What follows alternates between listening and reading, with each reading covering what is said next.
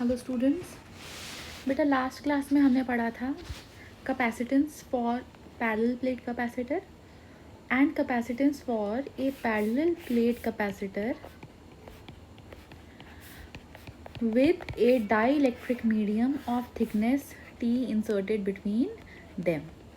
ठीक है ना, हमने इसका कैपेसिटेंस निकाला था epsilon not a upon D minus T plus T by के, जहाँ पे के इस डाइलेक्ट्रिक मीडियम का डाइलेक्ट्रिक कांस्टेंट है, टी इस मीडियम की थिकनेस है, ए प्लेट्स का एरिया है, डी प्लेट्स के बीच का डिस्टेंस है और एप्सिलॉन नॉट मीडियम की परमिटिविटी है, ये जो फ्री स्पेस है इसकी परमिटिविटी। ठीक है ना, तो हमने ये निकाला था। आज हम इसके कुछ स्पेशल केसेस करेंगे। ये जो हमने पीछे डेरिवेशन करी थी लास्ट क्लास में, आज हम इसके स्पेशल केसेस करेंगे। ठीक है, सो वी हैव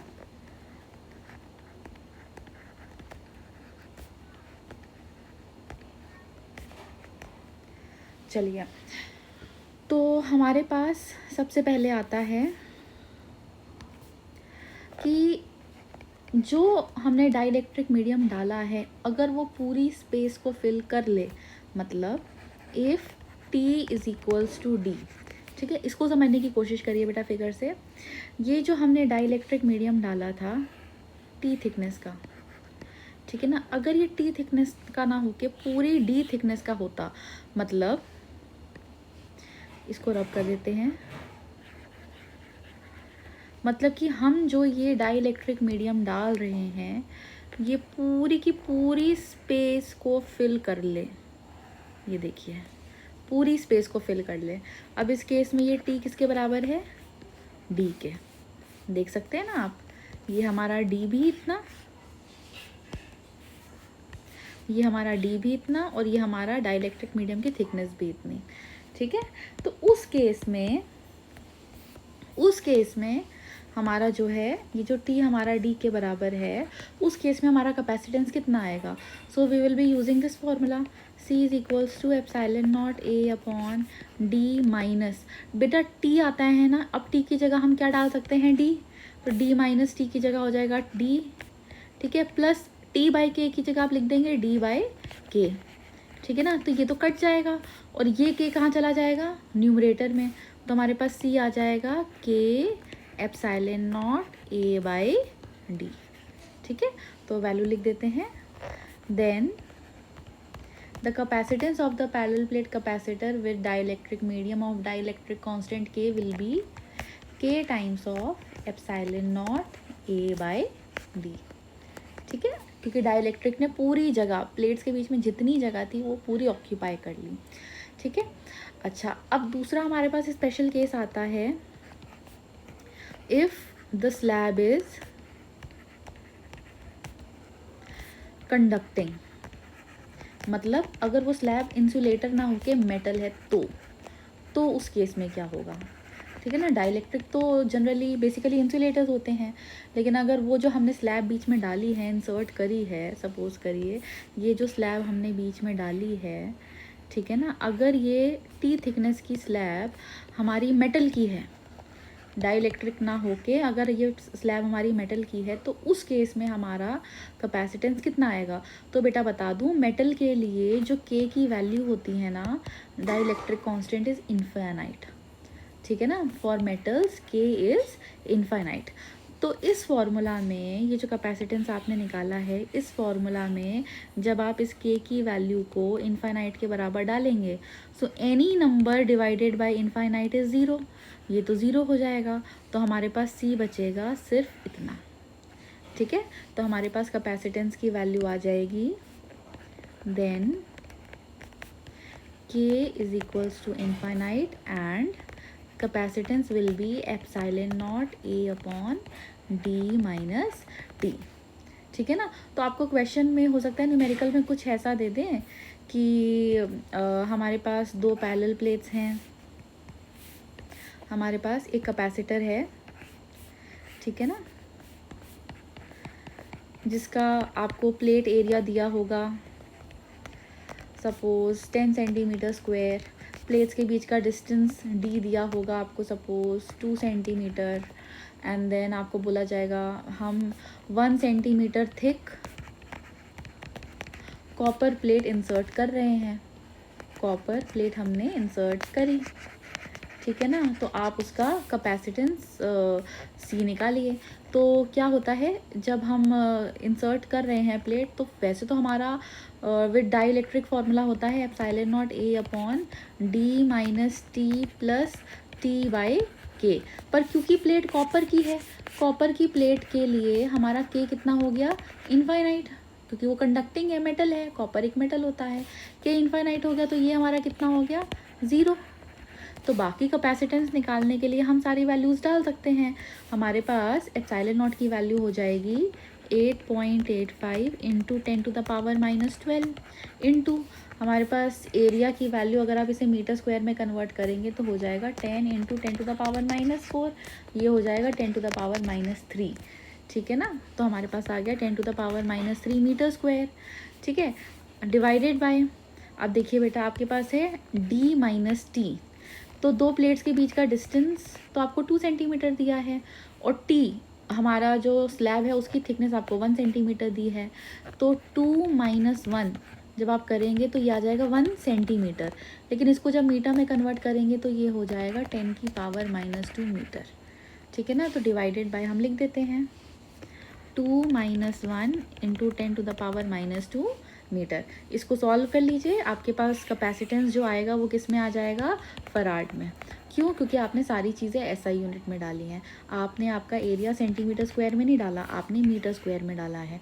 और जो डी माइनस टी किया है 2 माइनस 1, ठीक है ना, उसको भी आपने 10⁻⁻2 से मल्टीप्लाई करके किस में कन्वर्ट किया है, मीटर में। तो जब सब कुछ आप एसआई यूनिट में डाल रहे हैं तो जो हमारा कैपेसिटेंस है वो भी हमारी एसआई यूनिट किस में आएगा, फेराड में, जिसको हम डिनोट करते हैं कैपिटल एफ से, ठीक है। तो इस तरीके का आपको एक न्यूमेरिकल दिया जा सकता है। क्वेश्चन को हमें समझना पड़ेगा, ठीक है। अच्छा, अब बात आती है कि ये जो कैपेसिटर हम पढ़ रहे हैं इसके बेसिकली एडवांटेज क्या है, कैपेसिटर को कहाँ यूज़ किया जाता है, ठीक है ना। तो बेटा रेडियो सर्किट्स है ना, अभी आने वाले चैप्टर्स में आप एसी सर्किट चैप्टर पढ़ेंगे तो डिटेल आपकी सब उसमें आ जाएगी, काफ़ी चीज़ें आप पढ़ेंगे, ठीक है। और आप सेमीकंडक्टर में भी कैपेसिटर का यूज़ पढ़ेंगे। तो मैं आपको बता दूं, कैपेसिटर जो है ना हमारा डीसी को ब्लॉक करता है, ठीक है, डायरेक्ट करंट को ब्लॉक करता है, ऑल्टरनेटिंग करंट को पास होने देता है। तो कहीं पे भी अगर आप जो है डायरेक्ट करंट को ब्लॉक करना चाहते हैं तो आप कैपेसिटर लगा सकते हैं। रेडियो सर्किट, जो रेडियो को हम ट्यून करते हैं अलग अलग चैनल्स में, अलग अलग फ्रीक्वेंसी में, तो रेडियो को ट्यून करने में काम आता है। तो यूजेस ऑफ कैपेसिटर में हमारे पास आता है, if it is asked uses of capacitor, तो बेटा कैपेसिटर का काम चार्ज स्टोर करके रखना है, यानी कि इलेक्ट्रोस्टैटिक एनर्जी, आप उसको किसी भी चीज़ में यूज़ कर सकते हैं, ठीक है ना। तो पहला यूज़ हम दे सकते हैं इन ट्यूनिंग ऑफ रेडियो सर्किट्स, आप रेडियो सर्किट्स में जो है कैपेसिटर का यूज़ करते हैं, ठीक है। आप क्या कहते हैं जो रेक्टिफाइड करंट होती है उसको स्मूथ करने में, ठीक है ना, स्मूदिंग ऑफ रेक्टिफाइड करेंट्स, ये डिटेल में आगे आएगा, आप परेशान मत होइएगा इनका मतलब क्या है, ठीक है ना। रेक्टिफाइड सर्किट्स आप उसमें यूज़ कर सकते हैं, यानी कि इसका मैं सेकंड वाले का मैं मतलब बता दूँ, अगर कहीं पे ये रिपल्स है ना इस तरीके से, ठीक है, और आप चाहते हैं कि ये रिपल्स ना हों, ये थोड़ा स्मूथ करंट आपको सीधी मिले, तो उसके लिए हम कैपेसिटर का यूज़ करते हैं, ठीक है ना। तो काफ़ी जगह जो है कैपेसिटर यूज़ होता है। इसी तरीके से जो डाइलेक्ट्रिक है, जो आप ये डाइलेक्ट्रिक स्लैब इंसर्ट करते हैं, ये जो डाइलेक्ट्रिक स्लैब इंसर्ट करते हैं इसके भी कुछ एडवांटेजेस हैं, ठीक है ना, इसके भी कुछ एडवांटेजेस हैं। तो अगर मैं आपको डाइलेक्ट्रिक का एडवांटेज बताऊं तो हमारे पास जो है सबसे पहला एडवांटेज आता है कि ये प्लेट्स को स्टेबिलिटी प्रोवाइड करता है, स्टेबिलिटी टू द प्लेट्स, ठीक है ना, कैपेसिटर की प्लेट्स को स्टेबिलिटी देता है। ये कैपेसिटेंस को इंक्रीज़ करता है, सबसे important cheese, it increases the capacitance, ये मैं आपको बताऊंगी कैसे, इट इंक्रीजेज द कैपेसिटेंस। आप देखिए जब डाइलेक्ट्रिक नहीं डाला था तो कैपेसिटेंस आया था epsilon not a by D, अगर आप पूरी स्पेस डाइलेक्ट्रिक से भर देते हैं तो कैपेसिटेंस हमारा हो जाता है के epsilon not a by D, ठीक है ना। यानी कि जो पहले सिर्फ epsilon not a by D था, अब उसमें के मल्टीप्लाई हुआ है, और जो के है ना ये 1 से बड़ा नंबर होता है, 80, 50, 70, 100 तक ही जाता है, ठीक है ना। तो अगर आप मान लीजिए आपने के की वैल्यू अगर 80 है बिना डाइलेक्ट्रिक के, तो इतना है, जैसे ही आप डाइलेक्ट्रिक डालेंगे तो this multiplied by 80 times capacitance बढ़ जाता है, ठीक है ना। और जो है डाइलेक्ट्रिक जो है मीडियम को ब्रेक डाउन होने से भी रोकता है, it prevents the break down of the medium. तो काफ़ी डाइलेक्ट्रिक के भी एडवांटेजेस हैं, ठीक है। अब हम आते हैं हमारे अगले टॉपिक की तरफ, that is energy stored in a capacitor, कि जो कैपेसिटर में एनर्जी है कितनी स्टोर होती है। पहले तो मैं बता दूं बेटा आपको कि जैसे कैपेसिटर का काम है ना चार्ज को स्टोर करके रखना, तो चार्ज की वजह से कैपेसिटर के पास जो एनर्जी होती है that is called electrostatic energy, electrostatic energy. तो ये जो हम पढ़ रहे हैं topic energy stored in a capacitor, इसको दूसरी तरीके से भी पूछा जाता है, derive the expression for electrostatic energy stored in capacitor, ठीक है। तो देखिए बेटा, अगर हमारे पास कोई कैपेसिटर है, उस कैपेसिटर का काम होता है टू स्टोर चार्ज, ठीक है ना, टू स्टोर चार्ज। तो अभी कैपेसिटर मान लीजिए हमारे पास 2 प्लेट्स हैं, ये हमारा कैपेसिटर ऑफ कैपेसिटेंस ये है, आपने इसे बैटरी से कनेक्ट नहीं करा, तो इस टाइम पे इसके पास जो चार्ज होगा वो कितना होगा, 0। जैसे ही आप इसे एक एक्सटर्नल सोर्स से, पोटेंशियल सोर्स से कनेक्ट करेंगे, तो वैसे ही ये धीरे धीरे चार्ज करना शुरू हो जाएगा, द चार्जिंग स्टार्ट्स, ठीक है ना। तो सपोज करिए कैपेसिटर है, ये मैक्सिमम सपोज करिए कि 10 कूलम का चार्ज स्टोर कर सकता है, ठीक है। तो पहले तो उसके पास चार्ज 0 था, अब धीरे धीरे बढ़ के 0.5, 0.7, 1, 1.2, 3.7, 4.8, 9.6 करते करते मैक्सिमम 10 कूलम का चार्ज ही स्टोर करेगा, ठीक है। तो हम एक कंडीशन अज्यूम करते हैं कि हमने हमारे कैपेसिटर को बहुत थोड़ा सा चार्ज डी दिया, ठीक है ना। तो बहुत छोटा charge D Q is the symbol for charge, delta Q is the symbol for small charge, and D Q is the symbol for very small charge. हम 11th क्लास से इसको डेरिवेटिव को यूज़ करते आ रहे हैं, ठीक है। तो सपोज करिए हमने हमारे सी कैपेसिटेंस के कैपेसिटर को बहुत ही छोटा सा चार्ज डी क्यू हमारी पोटेंशियल सोर्स ने दिया, ठीक है। तो बहुत थोड़ा सा चार्ज स्टोर कराने के लिए सोर्स को बहुत छोटा वर्क करना पड़ेगा, और उस छोटे वर्क को हम डिनोट करते हैं डी डब्ल्यू से, ठीक है। That work is given by the very small work dw given by the potential source to the capacitor to store charge is given by v dq, ठीक है ना। अब हम फॉर्मूला जानते हैं ना, c is equals to Q by V होता है, तो v की वैल्यू क्या हो गई, q बाई सी, ठीक है। तो हम ये वैल्यू सब्स्टिट्यूट कर देते हैं v की जगह, तो हमारे पास आ जाएगा q by C D Q, ठीक है। अच्छा, ये तो है बहुत, डी डब्ल्यू का मतलब है बहुत छोटा सा वर्क, किसने किया, वी पोटेंशियल की सोर्स ने। किस लिए वर्क किया, ताकि वो डी क्यू अमाउंट ऑफ बहुत छोटा चार्ज को स्टोर कर सके, लेकिन चार्ज असल में बहुत छोटा नहीं है, ठीक है। पहले चार्ज 0 था, बाद में चार्ज सपोज कैपिटल क्यू है, तो 0 से कैपिटल क्यू चार्ज देने में जो वर्क लगा है वो निकालने के लिए आपको दोनों तरफ क्या करना पड़ेगा, इंटीग्रेट। असल में बहुत छोटा चार्ज नहीं दिया, हम तो कैपेसिटर को 0 चार्ज से मैक्सिमम चार्ज लेके जा रहे हैं, ठीक है ना। तो टोटल वर्क निकालने के लिए हमें दोनों तरफ क्या करना है, इंटीग्रेट। यहाँ पे भी इंटीग्रेट करिए और यहाँ पे भी। जब 0 चार्ज था तो बैटरी ने कोई वर्क नहीं किया, 0 वर्क। जब maximum charge capital Q store हुआ तो सोर्स ने भी मैक्सिमम वर्क किया, W। तो हमारे पास आ जाएगा work done is equals to, अच्छा बेटा Q वेरिएबल है हमारा, ठीक है, Q हमारा वेरिएबल है, तो ये हमारा इंटीग्रेशन के अंदर जाएगा, ठीक है ना। ये हमारा जो Q है दिस इज वेरिएबल, ठीक है। तो हमारे पास वर्क डन आ जाएगा। मैं आपको फॉर्मूला बता देती हूँ जो हम इंटीग्रेशन का यूज़ कर रहे हैं, 11th क्लास से करते आ रहे हैं। इंटीग्रेशन ऑफ x की power n dx is given by x to the power n+1 upon n+1। इसी तरीके से इंटीग्रेशन ऑफ q की पावर 1 dq हो जाएगा q की पावर 1+1 अपॉन 1+1। ठीक है, ये बन जाएगा हमारा q स्क्वायर, ये बन जाएगा हमारा q स्क्वायर डिवाइडेड बाय 2। ठीक है, तो हम इसको नोट कर देते हैं, q स्क्वायर डिवाइडेड बाय 2। अच्छा, लिमिट 0 से कैपिटल Q। ठीक है, तो 1/2c तो बाहर आ गया डिनोमिनेटर में। लिमिट हम लगाते हैं upper limit minus lower limit, यानी कि पहले आप अपर लिमिट लगाइए यहाँ पे, फिर लोअर लिमिट लगाइए यहाँ पे और दोनों को माइनस कर दीजिए। तो हमारे पास आ जाएगा पहले कैपिटल Q का स्क्वायर माइनस 0 का स्क्वायर 0। ये जो वर्क है ना बेटा, ये जो हमने वर्क किया है ताकि C कैपेसिटेंस का जो ये कैपेसिटर है मैक्सिमम Q चार्ज को स्टोर कर सके, this work is stored in the form of electrostatic potential energy. ठीक है, ई स्मॉल ई जो है सबस्क्रिप्ट है फॉर इलेक्ट्रोस्टैटिक, कैपिटल यू है पोटेंशियल एनर्जी। तो हमारे पास आ गया Q स्क्वायर अपॉन 2c। ठीक है, ये हो गया इलेक्ट्रोस्टैटिक पोटेंशियल एनर्जी।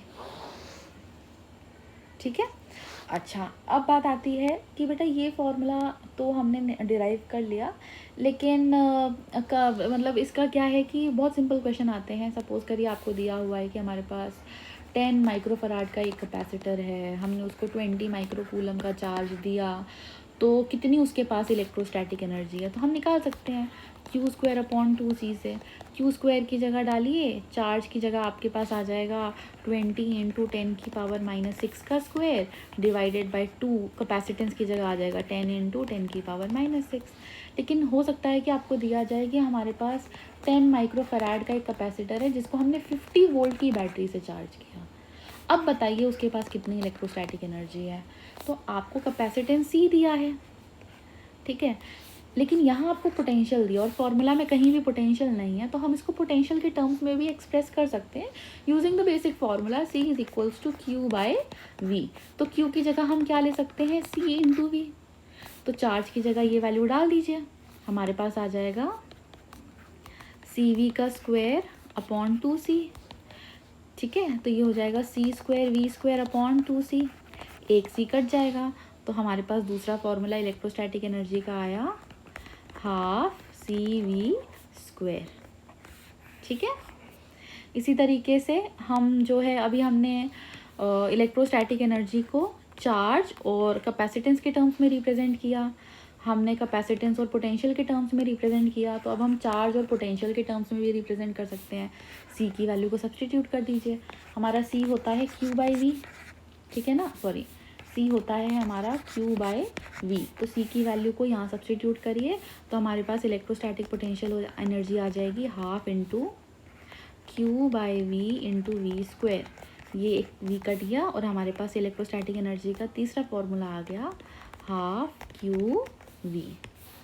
ठीक है ना, तो बेसिकली हम लिख सकते हैं or electrostatic energy is given by half CV square which is equals to half Q square by C which is equals to half Q into V।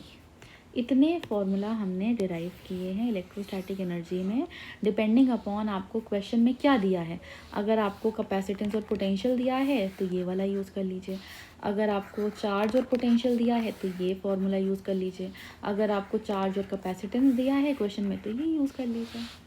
ठीक है ना, चलिए एक बहुत इंपॉर्टेंट क्वेश्चन बेटा, कॉन्सेप्चुअल क्वेश्चन जो हमारा हमसे पूछा जाता है वो ये है कि ये जो हम डाई इलेक्ट्रिक डालते हैं कैपेसिटर के बीच में, ये हमारा कैपेसिटर है ऑफ कैपेसिटेंस C। तो जैसे ही हम इसके बीच में डाई इलेक्ट्रिक डालते हैं, जैसे ही हम कैपेसिटर के बीच में डाई इलेक्ट्रिक डालते हैं of dielectric constant K, तो उस केस में हमारे कैपेसिटेंस के ऊपर, पोटेंशियल के ऊपर, चार्ज के ऊपर, इलेक्ट्रोस्टैटिक एनर्जी के ऊपर, इलेक्ट्रिक फील्ड के ऊपर, ठीक है ना, इन सब पे क्या इफ़ेक्ट आता है। डाई इलेक्ट्रिक डालने के बता दूं बेटा मैं आपको, दो तरीके हैं। ठीक है, वो दो तरीके क्या हैं, वो दो तरीके ये हैं कि आप एक कैपेसिटर लीजिए, ठीक है, आपने कैपेसिटर लिया और ये कैपेसिटर किसी से भी कनेक्टेड नहीं है, ठीक है।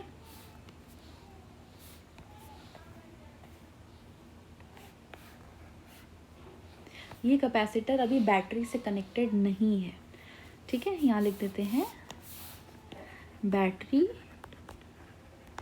डिस्कनेक्टेड। आपने कैपेसिटर लिया था, कैपेसिटर को चार्ज दे दिया, इसके पास जितना चार्ज आना था वो चार्ज आ चुका है। चार्ज आने के बाद आपने जो बैटरी है उसको डिस्कनेक्ट कर दिया, बैटरी कनेक्टेड नहीं है। यहाँ देखिए खाली जगह है, सर्किट ब्रोकन है, कुछ नहीं है यहाँ पे। आपने इस कैपेसिटर को चार्ज करने के लिए बैटरी से कनेक्ट किया था, लेकिन जैसे ही इसने चार्ज स्टोर किया आपने बैटरी को डिस्कनेक्ट कर दिया, बीच में से बैटरी को हटा दिया, ठीक है। या फिर बैटरी लगे रहने दीजिए, सर्किट को ब्रेक कर दीजिए, तो भी बैटरी का कोई काम नहीं बचेगा।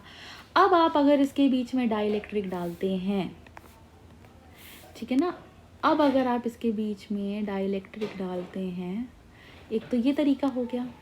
दूसरा तरीका आपके पास है कि आप कैपेसिटर लीजिए, ठीक है, और उसको बैटरी से भी कनेक्ट रखिए।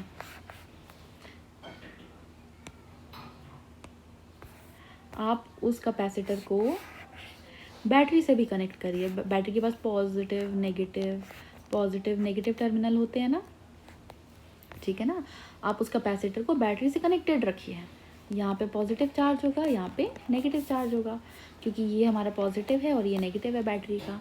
और अब आप जो है डाइलेक्ट्रिक को इंसर्ट करिए बैटरी के लगे हुए में। Battery is still connected, battery connected. ये दो तरीके हैं डाइलेक्ट्रिक को इंसर्ट करने के, ठीक है ना। मैं टॉपिक का नाम लिख देती हूँ, insertion of A dielectric when this is case number 1 and this is case number 2। मैं फिर से एक्सप्लेन कर रही हूँ बेटा। केस नंबर 1 क्या है कि हमने क्या किया था, हमने एक कैपेसिटर लिया था, उसको हमने बैटरी से कनेक्ट किया था ताकि वो चार्ज स्टोर कर ले। जैसे ही उसने चार्ज अपना पॉजिटिव नेगेटिव प्लेट में स्टोर किया, हमने उसे बैटरी से डिस्कनेक्ट कर दिया, ठीक है। ये बैटरी से डिस्कनेक्ट कर दिया। अब हमने उसके बीच में डाइलेक्ट्रिक डाल दिया। तो जब हमने डाइलेक्ट्रिक इंसर्ट किया तो बैटरी वॉज डिस्कनेक्टेड। दूसरा तरीका ये है, आप एक कैपेसिटर लीजिए, बैटरी से उस कैपेसिटर को जैसे ही कनेक्ट करेंगे तो वो पॉजिटिव नेगेटिव चार्ज स्टोर करेगा। बैटरी को मत हटाइए, बैटरी के लगे लगे आप बीच में डाइलेक्ट्रिक भी डाल दीजिए। तो अब हमने डाइलेक्ट्रिक को इंसर्ट किया है, बैटरी इज ऑल्सो कनेक्टेड। तो दोनों केसेस में capacitance, potential, electric field, electrostatic energy, charge, इन सब पे क्या फ़र्क पड़ेगा, हमें उसको स्टडी करना है, ठीक है। तो सबसे पहले हम बेटा बात करते हैं, जस्ट 1 सेकेंड।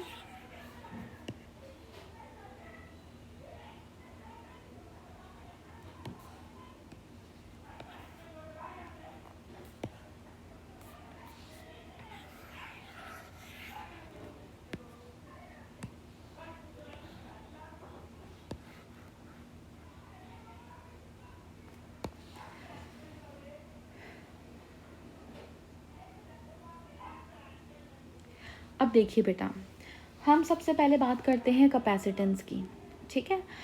कैपेसिटेंस की हमने डेरिवेशन करी थी in absence of any dielectric. यहाँ देखिए, बिना डाइलेक्ट्रिक के हमने यहाँ देखिए 2 प्लेट्स हैं, हमने चार्ज किया, बीच में कुछ नहीं है, नथिंग, नो डाइलेक्ट्रिक, ठीक है ना, कोई भी डाइलेक्ट्रिक है ही नहीं, ठीक है। तो हमारा कैपेसिटेंस आया था एप्सिलॉन नॉट A/D। लेकिन जैसे ही हमने इसके बीच की पूरी स्पेस को डाइलेक्ट्रिक से भर दिया तो हमारा जो कैपेसिटेंस हुआ वो हो गया K times of epsilon not A/D। तो बिना डाइलेक्ट्रिक के कैपेसिटेंस था एप्सिलॉन नॉट A/D, और डाइलेक्ट्रिक डालते ही कैपेसिटेंस आया K times of epsilon not A/D, यानी कि डाइलेक्ट्रिक डालने से कैपेसिटेंस बढ़ गया, चाहे बैटरी कनेक्टेड हो चाहे बैटरी कनेक्टेड ना हो। दोनों ही केस में हमारा जो है capacitance C increases K times. तो हम यहाँ लिख देते हैं सबसे पहले, C इंक्रीजेस K टाइम्स। दोनों ही केसेस में, बैटरी कनेक्टेड में भी और बैटरी डिसकनेक्टेड में भी। ठीक है, दूसरा हमारे पास केस आता है बेटा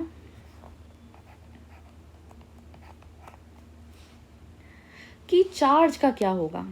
ठीक है ना, कि अगर हम बैटरी को डिसकनेक्ट करने के बाद डाइलेक्ट्रिक डालते हैं या बैटरी के कनेक्टेड में हम डाइलेक्ट्रिक डालते हैं तो उस केस में हमारा जो चार्ज है उसका क्या होगा।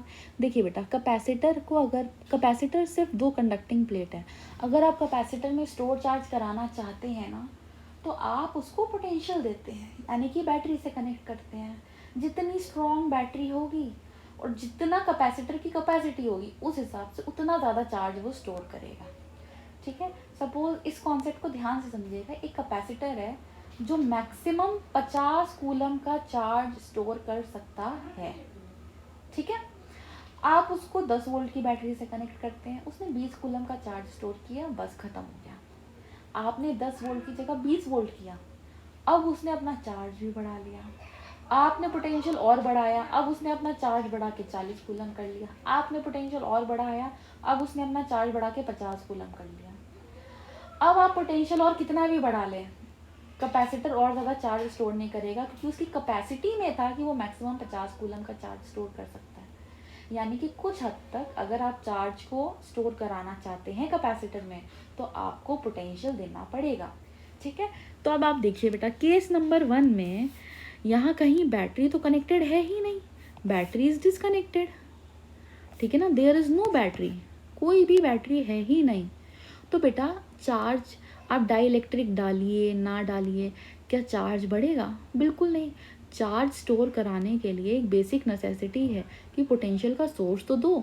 यहाँ आपने पोटेंशियल का सोर्स बैटरी ही हटा दी, तो आप डाइलेक्ट्रिक डालें ना डालें इससे चार्ज को कोई भी फर्क नहीं पड़ता। तो बैटरी डिस्कनेक्टेड में charge Q remains same, Q remains same. ठीक है, अच्छा अब आते हैं यहाँ पे बैटरी और कनेक्टेड में। जब हमारी बैटरी कनेक्टेड है बेटा, ठीक है, तो मैं आपको बता दूं, अगर बैटरी का कुछ ना कुछ पोटेंशियल होता है, ये जो आप बैटरी लगाते हैं, ठीक है ना, इसका कुछ ना कुछ पोटेंशियल है, सपोज 10 वोल्ट। ठीक है, आप डाइलेक्ट्रिक डालें ना डालें, आप डाइलेक्ट्रिक बीच में डालें ना डालें, 10 वोल्ट की बैटरी तो 10 वोल्ट की रहेगी। ठीक है ना, क्योंकि वो उसकी फिक्स्ड वैल्यू होती है बैटरी की, बैटरी का पोटेंशियल उसकी फिक्स्ड वैल्यू है। मैंने यहाँ कहीं भी वेरिएबल का साइन नहीं लगाया। ठीक है ना, this is a fixed potential battery. तो आप डाइलेक्ट्रिक डालें ना डालें, बैटरी का जो भी पोटेंशियल है जब तक वो कनेक्टेड है कैपेसिटर को, वो अपना पूरा पोटेंशियल देगा। ठीक है, तो बैटरी कनेक्टेड में पोटेंशियल रिमेन्स सेम, इसको लिख लेते हैं यहाँ पे, पोटेंशियल V रिमेन्स सेम। ठीक है, आपको लग रहा होगा कि अभी तो मैम जो है चार्ज की बात कर रही थी, चार्ज Q की बात कर रही थी, तो इस केस में पोटेंशियल में कहाँ से आ गए? क्योंकि बेटा इस केस में बिना पोटेंशियल और कैपेसिटेंस को समझे आप चार्ज नहीं निकाल सकते। ठीक है ना, मैं फिर से रिपीट कर रही हूँ, ये जो बैटरी है ना इसका फिक्स पोटेंशियल होता है। अगर ये 10 वोल्ट की है तो ये 10 वोल्ट की ही रहेगी, और क्योंकि ये हमारे कैपेसिटर से कनेक्टेड है तो ये अपना पूरा का पूरा पोटेंशियल किसको दे रही है? कैपेसिटर को। आप डाइलेक्ट्रिक डालिए चाहे ना डालिए, इसका जितना पोटेंशियल है सारा का सारा कैपेसिटर पे पहुंच रहा है, सो पोटेंशियल रिमेन सेम। ठीक है, अब क्योंकि हमारा फॉर्मूला होता है C is equals to Q/V, cross multiply करके हमारे पास Q आ जाएगा CV। ठीक है, तो केस नंबर 2 के लिए आपने देखा V remains same but C increases, correct. तो जब आप इन दोनों को मल्टीप्लाई करेंगे, अगर एक क्वांटिटी चाहे कांस्टेंट है, अगर दूसरी बढ़ रही है तो हमारा चार्ज क्या करेगा? इंक्रीज। ठीक है ना, मैं फिर से रिपीट कर रही हूँ बेटा, Q is equals to CV होता है। इस केस के लिए जब बैटरी कनेक्टेड है, कैपेसिटेंस बड़ा, पोटेंशियल सेम है, लेकिन हमारा जो चार्ज है which is the product of C into V, potential चाहे सेम रहे लेकिन कैपेसिटेंस तो बढ़ रहा है ना डाइलेक्ट्रिक डालने से, तो हमारा चार्ज भी क्या करेगा? इंक्रीज। तो हम यहाँ लिख देते हैं Q इंक्रीजेज K टाइम्स। ठीक है ना। ये कब इंक्रीज करेगा, अगर एक कैपेसिटर जो बैटरी से कनेक्टेड है उसके बीच में अगर आप डाइलेक्ट्रिक डाल देंगे तो उसका चार्ज के टाइम्स बढ़ जाएगा, जहाँ पे के उस डाइलेक्ट्रिक का है डाइलेक्ट्रिक कांस्टेंट। ठीक है, अब यहाँ पे आते हैं बेटा कि इसके पोटेंशियल को क्या होगा। ठीक है, कंफ्यूज मत होइएगा, यहाँ पे पोटेंशियल कैपेसिटर के अक्रॉस इसलिए सेम था क्योंकि ये कैपेसिटर बैटरी से कनेक्टेड था। ठीक है ना, बैटरी का जितना पोटेंशियल है वो सारा का सारा किसको जा रहा है, कैपेसिटर को, चाहे डाइलेक्ट्रिक डालिए चाहे ना डालिए, इसलिए पोटेंशियल सेम था। लेकिन हमारे इस केस में जो ये हमारा कैपेसिटर है पॉजिटिव और नेगेटिव प्लेट वाला, अब ये बैटरी से तो कनेक्टेड है नहीं, तो जैसे ही आप इसके बीच में डाइलेक्ट्रिक डालेंगे, ठीक है, क्योंकि ये बैटरी से कनेक्टेड नहीं है, अब इसका पोटेंशियल बदल जाएगा। बैटरी से कनेक्टेड होता तो उसका सारा पोटेंशियल जा रहा होता, लेकिन अब देखते हैं इसका पोटेंशियल कैसे चेंज होता है। तो बेटा C is equals to Q by V से अगर आप V की वैल्यू निकालेंगे क्रॉस मल्टीप्लाई करके, V न्यूमरेटर में चला जाएगा और Q के डिनोमिनेटर में आ जाएगा C। तो हमारे केस नंबर 1 के लिए हमारा कैपेसिटेंस देखिए इंक्रीज कर रहा है, इंक्रीजेस, और हमारा चार्ज जो है वो सेम है। तो क्योंकि V is equals to Q by C में अगर डिनोमिनेटर C इंक्रीज करेगा तो पोटेंशियल क्या करेगा, डिक्रीज, क्योंकि ये इन्वर्सली प्रोपोर्शनल है। ठीक है, तो मैं यहाँ पे लिख देती हूँ थर्ड केस में V डिक्रीजेज K टाइम्स, या फिर बाय अ फैक्टर, उसको इस लैंग्वेज में भी लिखते हैं बाय अ फैक्टर K। ठीक है, अब बात आती है इलेक्ट्रोस्टैटिक एनर्जी की, फोर्थ केस कि इलेक्ट्रोस्टैटिक एनर्जी का क्या होगा। तो इलेक्ट्रोस्टैटिक एनर्जी के बेटा आपने 3 फॉर्मूले निकाले हैं, तो आप कोई सा भी फॉर्मूला यूज़ कर सकते हैं। ठीक है ना, कोई सा भी फॉर्मूला यूज़ करिए, वैल्यू वही आएगी। तो इसमें हम केस नंबर 1 में हम फॉर्मूला यूज़ करते हैं, सपोज हाफ CV²। ठीक है, तो आप देखिए हाफ कैपेसिटेंस के टाइम्स हो गया, ठीक है ना, तो इसको KC लिख सकते हैं, इनटू V जो है V बाई K इसकी जगह लिखेंगे, क्योंकि ये K फैक्टर से डिक्रीज कर रहा है, तो हमारे पास वैल्यू आ जाएगी half into KC into V² by K²। एक K कट जाएगा, डिनोमिनेटर में एक K बचा, यानी कि जो एनर्जी पहले हाफ CV² थी, अब वही energy half CV² divided by K आ रही है। ठीक है ना, और इजी लैंग्वेज में समझना चाहते हैं तो आप वो फॉर्मूला उठा लीजिए जिसमें Q आता है, क्योंकि Q सेम है। ठीक है, आप ये फॉर्मूला भी देख सकते हैं। वैसे तो एनर्जी होती है half into Q into V, लेकिन केस नंबर 1 में हमारा चार्ज तो सेम है लेकिन पोटेंशियल डिक्रीज किया है, तो हमारी एनर्जी भी क्या करेगी, डिक्रीज। ठीक है, तो यहाँ लिख देते हैं electrostatic energy decreases bye a factor K। ठीक है, यहाँ पे देखते हैं बेटा इलेक्ट्रोस्टैटिक एनर्जी का क्या होता है, फॉर्मूला है ना C is equals to half CV²। आप देखिए केस नंबर 2 में हमारा पोटेंशियल क्या है, सेम, यानी कि ये हमारा सेम है, लेकिन कैपेसिटेंस इंक्रीज कर रहा है, ये कैपेसिटेंस C क्या कर रहा है, इंक्रीज। अगर C बढ़ेगा एनर्जी के फॉर्मूला में, अगर हमारा कैपेसिटेंस बढ़ेगा तो हमारी एनर्जी भी क्या करेगी, K टाइम्स इंक्रीज करेगी। तो हम इसको लिख देते हैं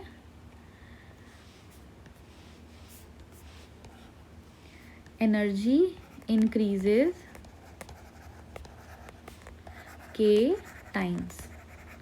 ठीक है, अब आते हैं बेटा इलेक्ट्रिक फील्ड के ऊपर। अब देखिए बेटा, आपको मैंने बताया था ना electric field is given bye potential gradient, correct. और यहाँ पोटेंशियल ग्रेडियंट जनरेट कहाँ हो रहा है, आपको प्रीवियस लेक्चर्स में बताया था कैपेसिटेंस की डेरिवेशन में, कि अगर मेरे पास ये 2 प्लेट्स हैं कैपेसिटर की, एक में पॉजिटिव चार्ज आता है एक में नेगेटिव चार्ज आता है, इनके बीच का डिस्टेंस है D, तो इलेक्ट्रिक फील्ड पॉजिटिव से नेगेटिव जाती है, तो D रीजन में ये पोटेंशियल ग्रेडियंट जनरेट हो रहा है, तो हम E को लिख सकते हैं V बाई D। ठीक है, तो आप देखिए बेटा केस नंबर 2 में पहले देखिए, केस नंबर 2 में क्या हमने कैपेसिटर की प्लेट्स के बीच का डिस्टेंस D चेंज किया, नहीं। क्या इस केस में हमारा पोटेंशियल चेंज हुआ, नहीं, इट रिमेन सेम। जब D भी सेम है V भी सेम है तो हमारी इलेक्ट्रिक फील्ड भी क्या रहेगी, सेम। ठीक है, तो हम यहाँ लिख देते हैं इस केस में इलेक्ट्रिक फील्ड रिमेन्स सेम। ठीक है, मैं फिर से बोलती हूँ बेटा, इलेक्ट्रिक फील्ड होता है पोटेंशियल ग्रेडियंट, यानी कि potential per unit distance, distance between the plates. हम डाइलेक्ट्रिक को इंट्रोड्यूस कर रहे हैं, लेकिन प्लेट्स को एक दूसरे के नज़दीक या दूर नहीं लेके जा रहे, यानी कि प्लेट्स के बीच का जो ये डिस्टेंस डी है इसको हम चेंज नहीं कर रहे। ठीक है ना। अब केस नंबर 1 में देखते हैं, हमारा पोटेंशियल डिक्रीज हुआ था, अगर V कम होगा तो हमारी इलेक्ट्रिक फील्ड भी तो डिक्रीज करेगी।